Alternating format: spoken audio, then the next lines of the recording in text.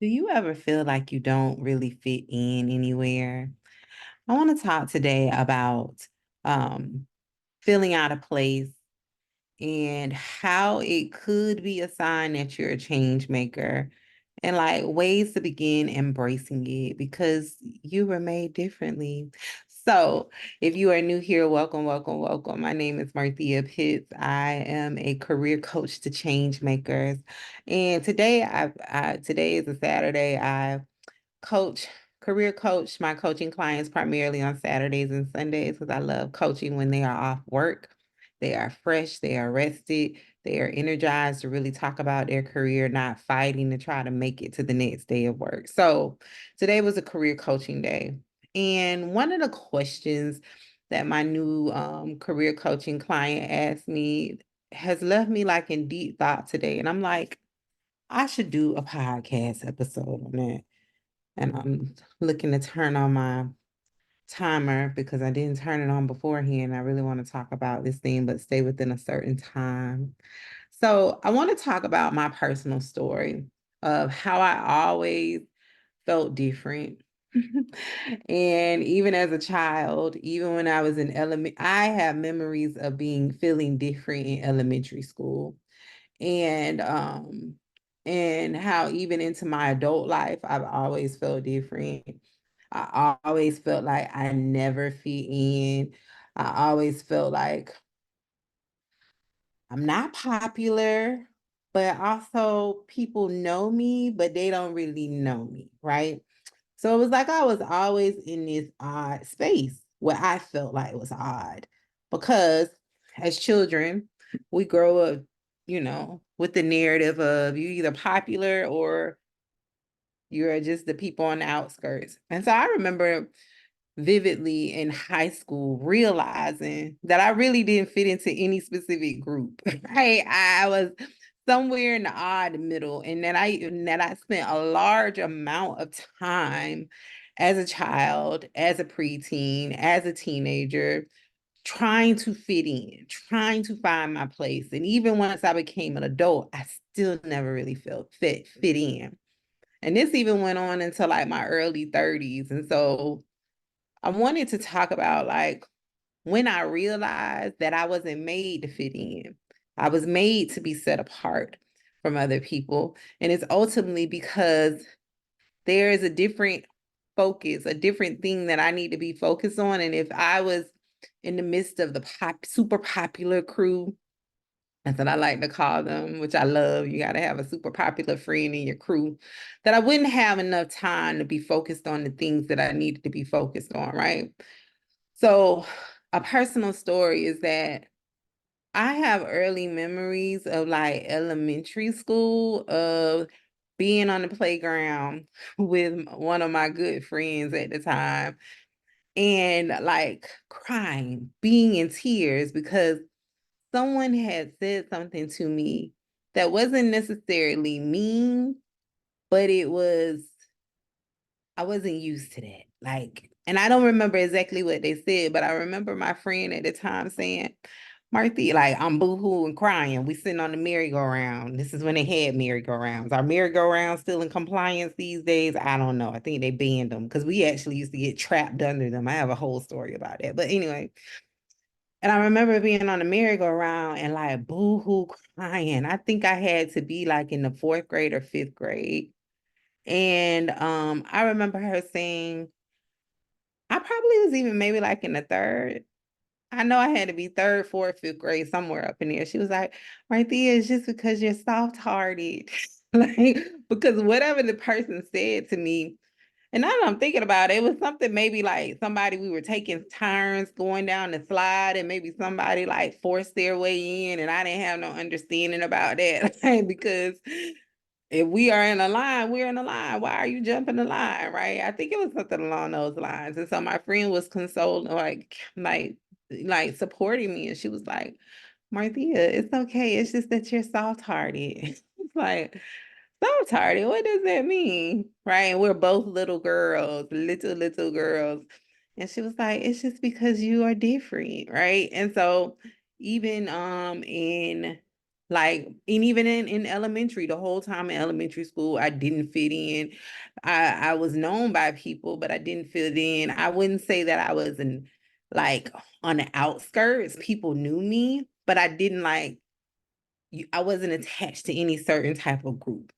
So when I got into middle school, that was the same narrative. Like I wasn't attached to any specific group. So much so that I hung out all of the time with my cousin on my father's side, who I wasn't super close with. We just happened to be going to the same middle school, which was not like in our school district. Well, it was in her school district. It wasn't in mine. Like my mom was very particular. I think I've told you all that before. Like my mom was very, very, very active um in my life as a child, like in my school, in my education, in my schooling, all of the things. So like my mom did her research years before I even went to like kindergarten, years before I even got in middle school and high school, to research like, oh, where were the best schools? Where should Marthea be going? All of the things. So it wasn't in my school district, but I was going there. And so my mom put me in that school, and because I didn't know anybody, these weren't, not that I was playing with my neighbors anywhere where I lived, but I at least went to church with them, because in my city we all essentially kind of went to the same church, and that was a church I grew up in. And so when I got to middle school, because again, I didn't fit in with any specific type of crew, right? I was always just different, not different in a bad way. I was just different, right? I was very quiet. I was very, looking back now, I was extremely introverted. I call it introversion now. Back then, it probably was a touch of shy. I wasn't necessarily like an avid book reader. I wasn't necessarily like in the what's a club? Like the honor society either, right? Because I was on average a C student, maybe a good strong low B, right? So I wasn't in any other types of like organizations and groups, but I wasn't in the super popular group. So I hung out a lot with my cousin. And I mean a lot. That was my rider, right? That was my cousin. And then when we got into high school, I went to a medical magnet program, right? I was selected. It was like a highly competitive program. I was selected into the program, and I went even further away from my hometown. So everybody that was in my hometown went to one school, which was like the school for the super popular people. I would have got lost. I thought about that the other day. Like, had I went to that school, I would have got lost, like lost in the sauce, right? Because I was not popular in that way. And then when I went to high school and I went to the medical magnet program, again, I was very different. I kind of, that was like the beginning of kind of like realizing like, oh, okay, some other people out here like me, like kind of, so much so now that I'm thinking about that out loud, that was my first experience of realizing like, okay, maybe I'm not the only one on this island, because a lot of my classmates from that program have gone on to be medical doctors. One particular, because I'm still friends with him on Facebook, have been since, I don't know when I got on Facebook. I got on Facebook real late, but he's a chiropractor in California. So every time I see him like posting on Facebook, I was like, "Ooh, he is rich, rich. Like he is doing good for himself, right? He is like mixing and mingling with the who's who in California." I have another colleague who was a traveling nurse and has been doing that forever. I have others who are occupational therapists, all of the things, right? So I say that to say that looking at them now, knowing where we came from before, we clearly were the different ones.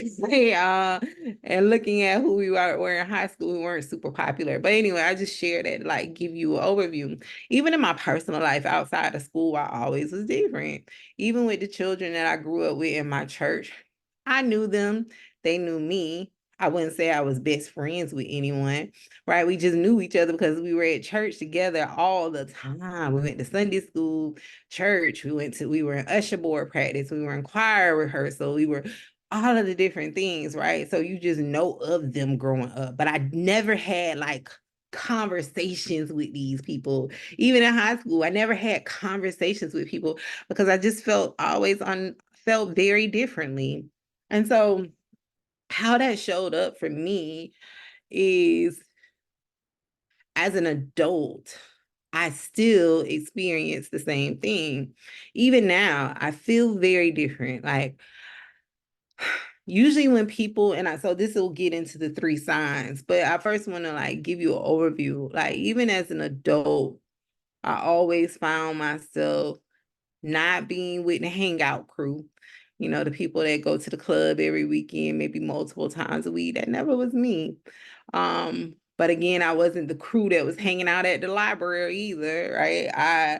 I admit it. I admit that I am that's my gratitude alarm, that I am a high achiever, but not in that way. Not where it's like, I am studying for 12 hours straight. Not, that ain't, no, that ain't Marthea. And it doesn't even look like Marthea reading books from cover to cover every hour on the hour. I don't do that either, but I'm very different. So as a young adult in college, I struggled like coming straight out of high school, going straight into college. I struggled because I was so different. And I always said I was gonna tell y'all like why I stopped going straight out of high school before I had my daughter. It was ultimately because I felt so different. I was so shy. I was so different. I wasn't popular. So because I was different, I didn't have a crew. You know, like you had your crew. Like my daughter, I call them I call them the Golden Girls because her crew is so like how I was. Now that I think about it, I need to tell her that because I was just picking on them this morning, which I love, like so much like them, where it's just like, we're just gonna go to the mall. We're gonna buy us that. Then it was Victoria's Secret. We're gonna buy us some Victoria's Secret, smell good. We're gonna sit in the food court and eat our food, and then we're gonna go home. She went out today with her friend for lunch and they went shopping and she was back home in 2 hours. I was like, why are you back? Why are you back? I was just getting ready to like have a wild party. And she was like, Mommy, we went to lunch and then we went to Target and we went shop. We walked around in Target. I was like, oh my goodness. My child is so much like that. But on the opposite end, my child is super outgoing. I wasn't. And when I say outgoing, she never meets a stranger. Everyone knows her. She knows everyone. Me on the opposite end, I'm introverted in that way. So I'm not sparking up no conversation with nobody. Somebody talk to me, they're probably gonna get a good 3 words, and then I'm gonna politely sneak off, right? So when I went to college straight out of high school, it was very hard for me to transition into college, right? Because college is like when you straight out of high school, it's a social club. Yeah, you're there to do work, but it's also like a social club. So I was very hesitant to go away for college. I didn't go because it was like, if I go away to college, I'm not gonna have nobody to be friends with. I'm not gonna be able to meet anyone. Fast forward to my adult years, I still feel that way. I feel like I don't fit in anywhere. I feel like I am very set apart from my family, my extended family. I've always felt very set apart from them. I feel like I'm set apart from people that are in my like vicinity, like in my social circle. I don't feel like I know people. People know of me, but I don't feel like I fit anywhere. So I wanted to talk about, because that was way longer than what I planned, but I wanted to talk about like, or ask the question, do you feel that way? And if so, it may be a sign that you are a change maker. Because ultimately, what I realized is that me being set apart was for a very specific reason, right?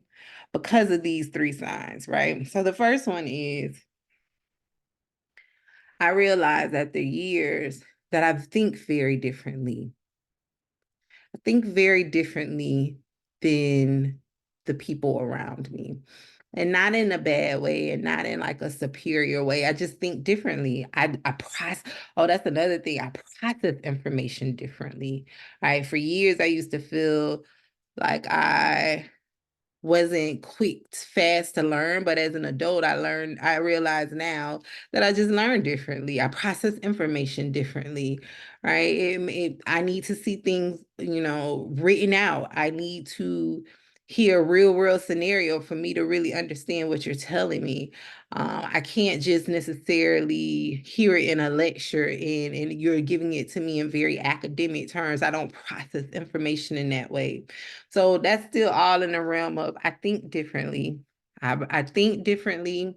I think about my role as far in my career very differently. I see it very different. And when I say that is I feel like I know um like when it comes to helping people get jobs, I know that my role has to be very different. Even the approach is different, right? There's a standard way in workforce development around talking to people about careers and jobs and connecting them with work. My approach is very different, right? Another thing that's very different about me is that I explain things very differently, right? I don't like talking. I can do it. I will do it. I do it depending on the setting I'm in. But I don't feel like we need to talk in very academic terms, academic ways, using very academic concepts and like all of these what ifs. I find that when I talk to people regularly, that's what I call it. Plain language is what the state of Florida calls it. People connect and engage with me more because what I learned over the years is that people do not out loud say when they don't understand something. And so what happens is because they are afraid to say, I didn't understand that. Do you mind explaining that a different way? People walk away not being clear on either the instructions or the information that you gave them. So to take the shame away from or preventing people from being shameful about asking for clarification, I have started to explain very differently. How did I even get there? Because there was a time where I was showing up picture perfect Marthea. Right? Picture perfect. I say all of the words correctly. I do everything perfectly by the book. But I realized that I was having more impact when I was willing to show up authentically me. When I was willing to get on here and talk to y'all just the way I talk to my homeboy and my homegirls.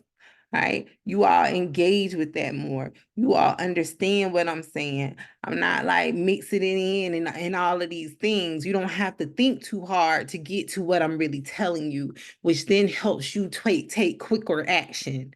A lot of the times people get wrapped up in their thoughts because they're trying to process and understand the information you give them, and then they never take action because they're so wore out from trying to process and understand what you just told them. Okay. So that was a little tangent. My minutes are ticking down. But I was willing to be different in that way. That's just one example. I'm just going to get on here and talk regular to y'all, right? However, what I also know to be true is you have to be in a certain place to even receive what I'm giving you. Right? What that means is if you are in your career where you still have not acknowledged that you're wearing a mask when you go to work, that you are pretending to show up in this perfect little box, most likely you do it in your personal life, but you are nowhere to acknowledge that yet, right? The first place you realize it is in your career life, right? If you haven't gotten to the place where you acknowledge, like, I am performing when I go there. That's not really who I am. That's not really what I think. That's not really how I would say that. You're performing. And so in order to engage with me and my content, you have to be in a place of awareness of, ooh, I like that about her. She's saying it regular. I could understand that. Right. But when you are in the heights of your performing stage or your performing like part of your life, you won't even engage because you are taken off by me using a word out of context. You're turned off by me having a grammatical error, all of the things. Let me stop my time because this is a real conversation. I remember it was like last year, maybe the year before last, and I was just getting in the routine of going live on Instagram. And I went live this one time and I was on there giving the people my best information. about getting a job, my best stuff. People were getting jobs like all of the time. And these two women came onto the live, and the very first thing they said was, "You spelled that word wrong in the title." I didn't know what they were talking about because they didn't say it like that. They said it a different way. But once I got off of that live, I talked about it later, but I was like, those weren't my target people. You know why? Because they were so caught up in a misspelled word that they missed everything else that I gave. And that live was a powerful live.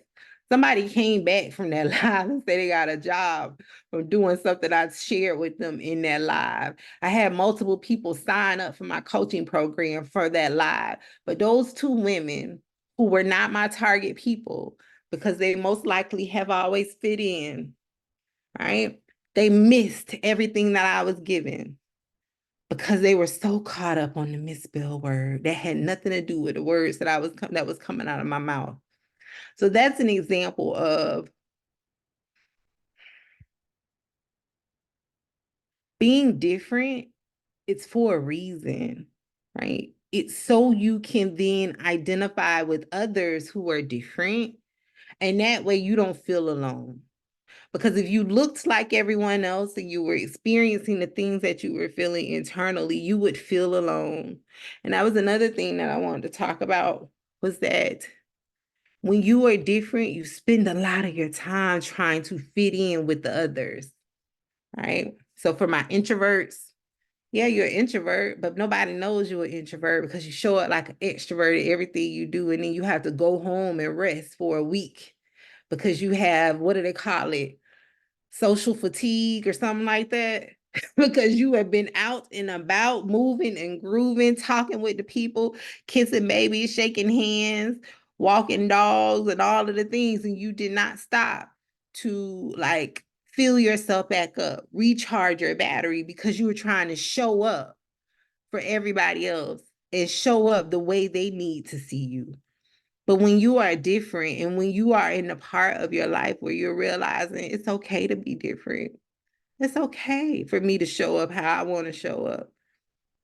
That's when you are in a winning stage. And I hope all of this is making sense, because now I'm venturing off from the talking points.